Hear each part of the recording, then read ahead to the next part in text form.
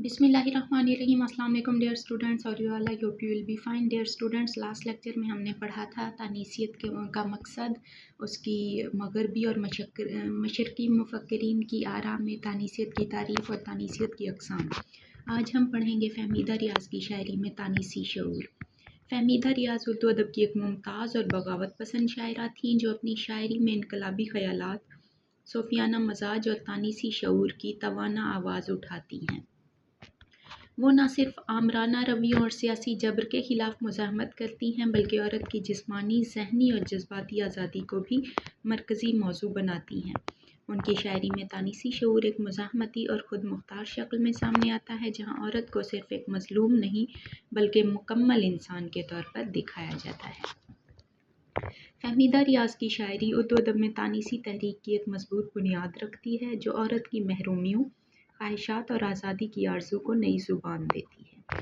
फ़हमीदा रियाज़ के यहाँ तानीसियत एक तरक्की पसंद और मार्क्सी असर वाली शक्ल में मौजूद है, जो औरत को मर्द की तरह मुकम्मल इंसान मानती है और इसकी समाजी बराबरी, जिस्मानी खुदमुख्तारी और ज़हनी आज़ादी पर ज़ोर देती है। फ़हमीदा की तानीसियत महज मगरबी तहरीक की नकल नहीं बल्कि मशरकी समाज के मसाइल से भी जुड़ी हुई है, जहाँ औरत को इक़्तिसादी, इखलाकी, ज़हनी और जिस्मानी जबर से निजात की दावत देती है। फ़हमीदा के नज़दीक तानीसियत का मतलब ये है कि औरत को सड़कों पर बेखौफ घूमने, तैराकी करने और मोहब्बत पर शायरी लिखने की आज़ादी हो, जो मर्दों को बग़ैर किसी इखलाकी पाबंदी के हासिल है। उनकी तानीसियत मुज़ाहमती बयानिया है, जो औरत के लतीफ़ जज्बात के साथ साथ मौशरती और मजहबी कुदगनों के ख़िलाफ़ एहतजाज करती है। वो औरत को जिस्म की कदर करने वाले समाज के ज़हन की तहकीक के ख़िलाफ़ आवाज़ उठाती है।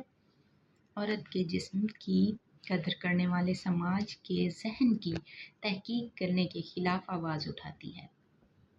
यहाँ ये सेंटेंस आई थिंक गलत हो गया, क्योंकि ये नोट्स हम तब बनाते थे जब हम क्लास में होते थे। अब मुझे कंफर्म नहीं, यहाँ थोड़ा सा मैं खुद ही चेंज करती हूँ कि यहाँ इस तरह से होना चाहिए कि औरत के जिस्म की कदर करने वाले समाज के ज़हन की तहकीर करती थी और उसे रोशनी वाले वजूद की सरहद करार देने वाले लोगों के ख़िलाफ़ वो आवाज़ उठाती हैं।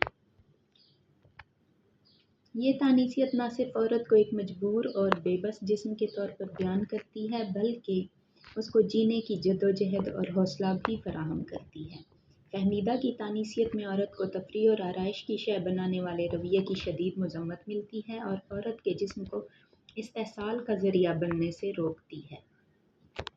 ये तानीसियत इस्तिमार मुखालिफ और नाआबादियाती मुज़ाहमत से भी जुड़ी हुई है, जहाँ आलमी इदारों जैसे आलमी बैंक और अमरीकी साम्राज्य की तनकीद की जाती है। मजमूई तौर पर फ़हमीदा की तानीसियत एक इनकलाबी और समाजी तब्दीली की ख्वाहिशमंद है, जो औरत को दूसरे दर्जे की महकूमी से आज़ाद और खुद मुख्तार देखना चाहती है। फ़हमीदा की तमाम किताबें उनके तानीसी शऊर की आईनादार हैं। उनकी पहली किताब पत्थर की ज़ुबान है। पत्थर की ज़ुबान, इसका थोड़ा सा तारुफ देखते हैं। फ़हमीदा की इस किताब में रोमानी कर्ब और औरत के नाजुक एहसासात की झलक मिलती है। सिर्फ शॉर्ट लेक्चर्स और मोस्ट इम्पॉर्टेंट चीज़ें आप लोगों के साथ डिस्कस करती हूँ। पीपीएससी, एफपीएससी में अगर ये सवाल फ़हमीदा रियाज़ से रिलेटेड आ जाए तो उसमें इनकी किताबों की किताबें जो हैं, इनकी शेरी मजमूए जो हैं, इनके बारे में ब्रीफ आपको पता होना चाहिए। इंटरव्यू में भी पूछा जा सकता है।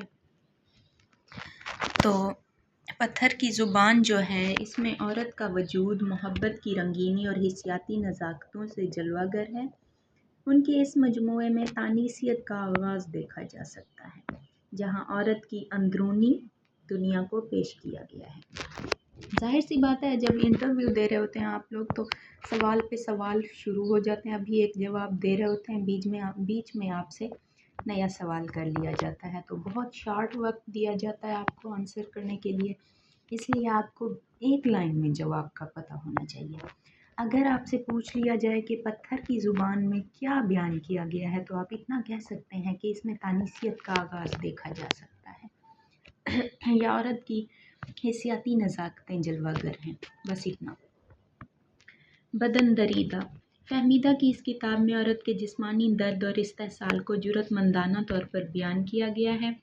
ان کی اس کتاب پر شدید تنقید ہوئی کیونکہ اس میں حساس الفاظ استعمال کیے گئے ہیں، لیکن یہ تانیثیت مزاحمت کی علامت ہے۔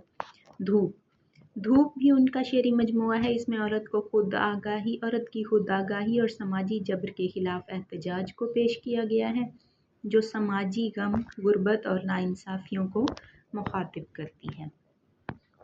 کیا تم پورا چاند دیکھو گے؟ فہمیدہ کے اس مجموعے میں عورت کو حساس فرد کے طور پر پیش کیا گیا ہے۔ فہمیدہ کی کلیات ہیں سب لال و گہر۔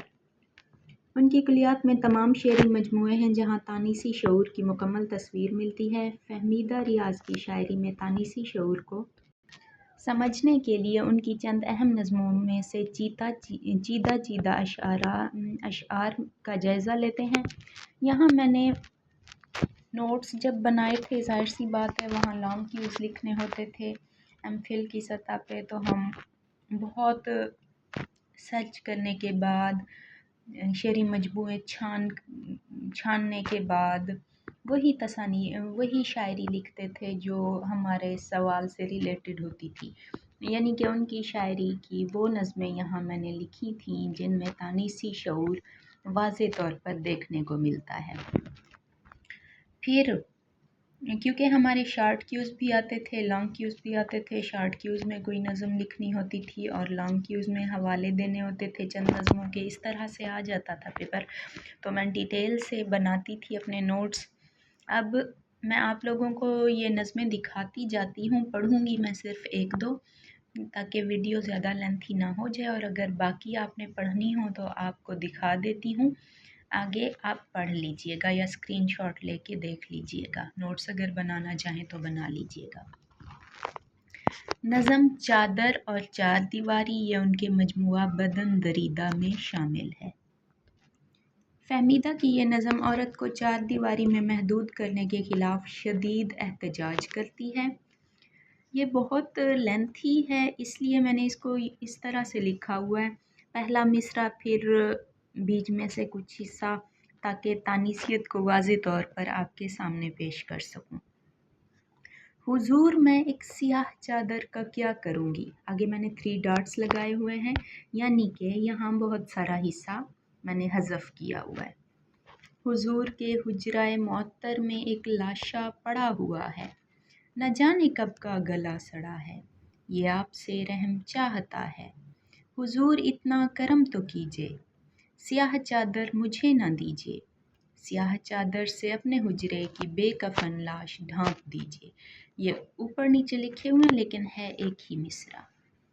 فہمیدہ کی اس نظم میں عورت کی چادر کی علامت سے جبر کی زنجیروں سے اسے آزاد کرنے کی دعوت ملتی ہے۔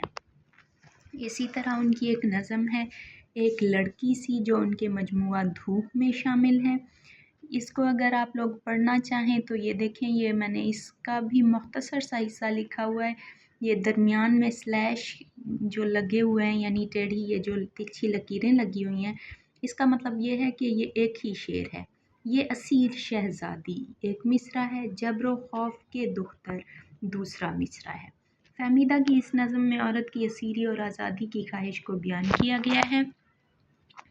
یہ اصیل شہزادی جبر و خوف کے دختر، واہموں کی پروردہ، مصلحت سے ہم بستر، ذوف و پاس کی مادر، جب نجات پائے گی، سانس لے گی درانہ، محو رقص رندانہ۔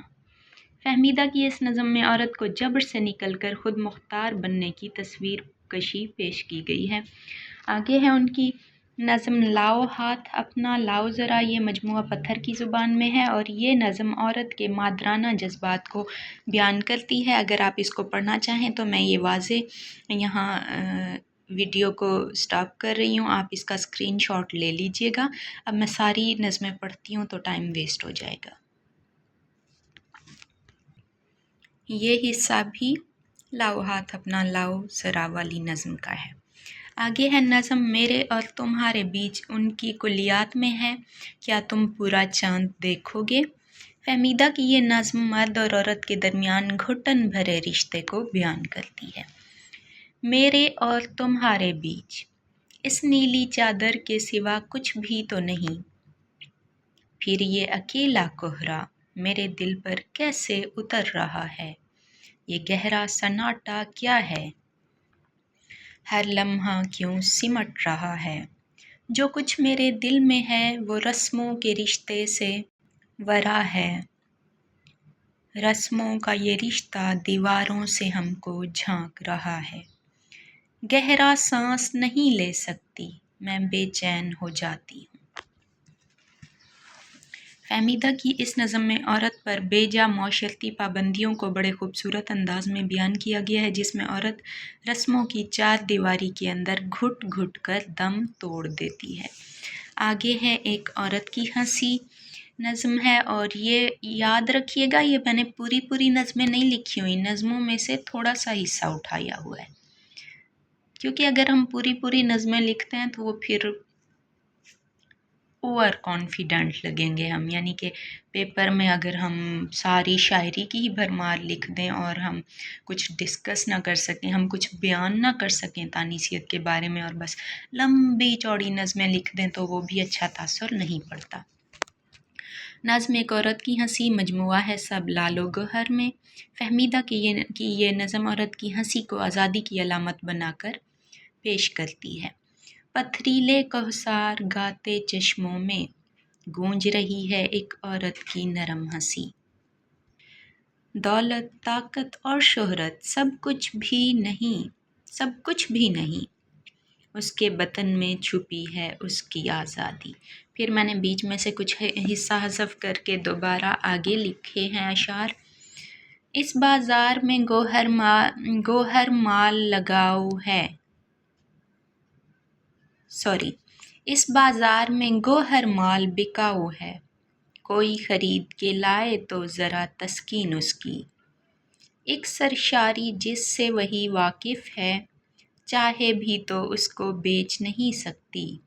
वादी की आवारा हवाओं आ जाओ, आओ और उसके चेहरे पर बोसे दो, अपने लंबे लंबे बाल उड़ाती जाए। हवा की बेटी साथ हवा के गाती जाए। यहाँ पहले वाला हवा है और ये दूसरी है से लिखना है, तो आप लोग इसकी करेक्शन कर लीजिएगा। इस नज़म में औरत को हवा की बेटी बनाकर यहाँ भी ये मैंने ठीक लिखा हुआ है, हवा की बेटी यानी कि हवा के साथ उड़ने वाली, बतौर अलामत फहमीदा ने उसे शामिल किया है शायरी में। इस नज़म में औरत को हवा की बेटी बनाकर आज़ादी की अलामत के तौर पर पेश किया गया है। फहमीदा रियाज़ की शायरी में तानीसी शऊर एक बागियाना और इनकलाबी अमल है जो औरत को जबर से आज़ाद देखने की ख्वाहिशमंद है। फहमीदा उर्दू अदब में तानीसियत की एक तवाना आवाज़ उठाती हैं। उनकी शायरी पढ़ने से ये वाज़े हो जाता है कि ये तानीसियत महज तहरीक नहीं बल्कि एक मुसलसल फ़िक्री अमल है। आगे है नज़म पत्थर की ज़ुबान, मजमुआ पत्थर की ज़ुबान। इसमें से मैंने सिर्फ़ एक शेर लिया है, अगर आप इसको पढ़ना चाहें तो इसका स्क्रीनशॉट लेके पढ़ लें। आगे है नज़म सहज चली परवाई, इसको भी अगर आप पढ़ना चाहें तो इसका भी यहाँ से स्क्रीनशॉट ले लीजिएगा। मैं अब सारी नज़में नहीं पढ़ती, वीडियो बहुत ज़्यादा लेंथी हो जाएगी, आपका टाइम भी कीमती और मेरा टाइम भी कीमती है। अगर मेरे इन नोट से आप लोगों को ज़रा सा भी फ़ायदा हो तो मुझे अपनी दुआओं में लाज़मन याद रखिएगा। चैनल को सब्सक्राइब भी कीजिएगा, वीडियो को लाइक भी कीजिएगा। नेक्स्ट लेक्चर में हम इस्मत चुगताई को डिस्कस करेंगे। टेक केयर, अल्लाह हाफिज़।